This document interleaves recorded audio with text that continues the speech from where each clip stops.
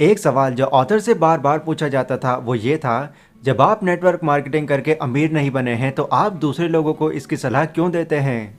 तो इसके जवाब में वो बताते हैं, देखो 1970s की बात है जब मेरे एक दोस्त ने मुझे एक मीटिंग के लिए इनवाइट किया और कहा, भाई एक मीटिंग है जहाँ बिजनेस से रिलेटेड बहुत सारी बातें होने वाली हैं, चलें क्या। अब क्योंकि मैं उस वक्त ऐसा इंसान था जो ऐसी चीज़ों में बहुत ही ज़्यादा इंटरेस्ट रखता था, तो मैंने उस मीटिंग में जाने के लिए फ़ौरन हाँ कर दी। पर जब मैं उस ऑफिस में गया तो मैंने देखा वो मीटिंग किसी ऑफिस में नहीं बल्कि एक घर में हो रही है। ये देखकर मुझे थोड़ा अजीब लगा, पर फिर भी मैं वहाँ जाकर बैठ गया।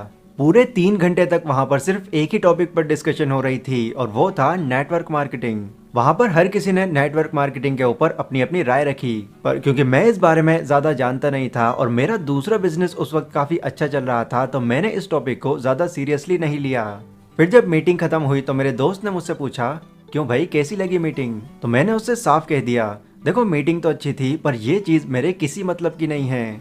उसने पूछा क्यों, तो मैंने कहा, देख भाई मेरा खुद का बिजनेस है जिसे मैं काफ़ी अच्छी तरह से चला रहा हूँ और यहाँ से मुझे अच्छी खासी इनकम भी आ रही है, इसलिए मैं अपने उस बिजनेस से हटकर और बाकी चीज़ों में ध्यान नहीं भटकाना चाहता। और मेरे ओपिनियन में नेटवर्क मार्केटिंग मुझे एक फ्रॉड स्कीम लगती है, तो मैं हमेशा ही इससे दूर रहना पसंद करूंगा। फिर मेरे दोस्त ने मुझे इस बारे में और समझाने की कोशिश की, पर मैंने उसकी बातों पर ज़्यादा ध्यान नहीं दिया और मैं वहाँ से चला गया।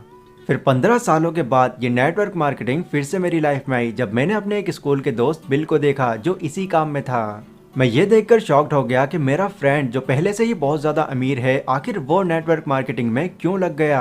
फिर मेरी उस दोस्त से मुलाकात हुई और बातों बातों में मैंने उससे पूछ ही लिया कि अच्छा ये बताओ, तुम इतने बड़े बिजनेसमैन हो और तुम्हारे पास पैसा भी काफ़ी अच्छा है, पर बावजूद इसके तुमने नेटवर्क मार्केटिंग क्यों करनी शुरू कर दी। तो मेरे दोस्त ने कहा, हाँ तुमने सही कहा, मेरे पास बहुत पैसा है और कई बिजनेसेस भी हैं, पर मैं तुमको ये बता दूं कि नेटवर्क मार्केटिंग मैं पैसों के लिए नहीं कर रहा। ये सुनकर मैं हैरान रह गया और मैंने कहा, पैसों के लिए नहीं कर रहे हैं मतलब, अरे नेटवर्क मार्केटिंग तो हर कोई पैसों के लिए ही करता है।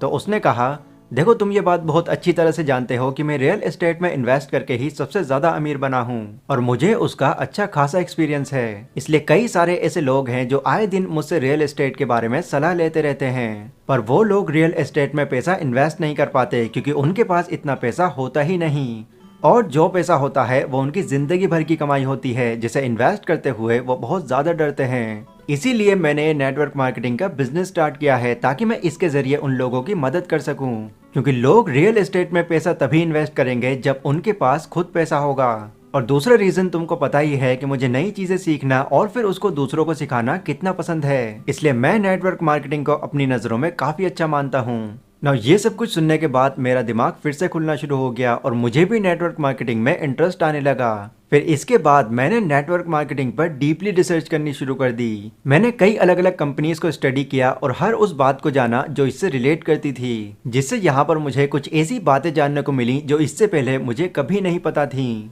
लाइक इस बिजनेस के लिए आपको किसी भी चीज में मास्टर होने की जरूरत नहीं, जिस भी लेवल पर आप हो आप इसको ज्वाइन कर सकते हो, क्योंकि ये बिजनेस हर किसी को इक्वल नजरिए से देखता है। इसके अलावा अगर आप इस बिजनेस में कंटिन्यूसली मेहनत करते रहते हैं तो ये बिजनेस आपकी उस मेहनत को अप्रिशिएट करेगा और आपका पूरा साथ देगा।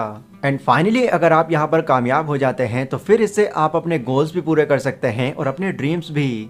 और यही रीजन है कि मैं इस फील्ड से ना होने के बावजूद भी इसको प्रमोट करता आ रहा हूँ। तो ये था गाइस रॉबर्ट कियोसाकी की बुक द बिजनेस स्कूल का तीसरा चैप्टर। इसके अगले चैप्टर में आप ये जानेंगे कि किस तरह आप बिजनेस एजुकेशन के थ्रू अपनी लाइफ को चेंज कर सकते हैं। अगर ये वीडियो आपको थोड़ी भी इंफॉर्मेटिव लगी हो तो इसको लाइक और शेयर जरूर करें, और अगर आप किसी और बुक की समरी चैप्टर वाइज देखना चाहते हैं तो मुझे उस बुक का नाम कमेंट सेक्शन में जरूर मेंशन करें। पर फिलहाल आज की वीडियो में बस इतना ही, मिलता हूँ अपनी अगली वीडियो में, तब तक के लिए टेक केयर।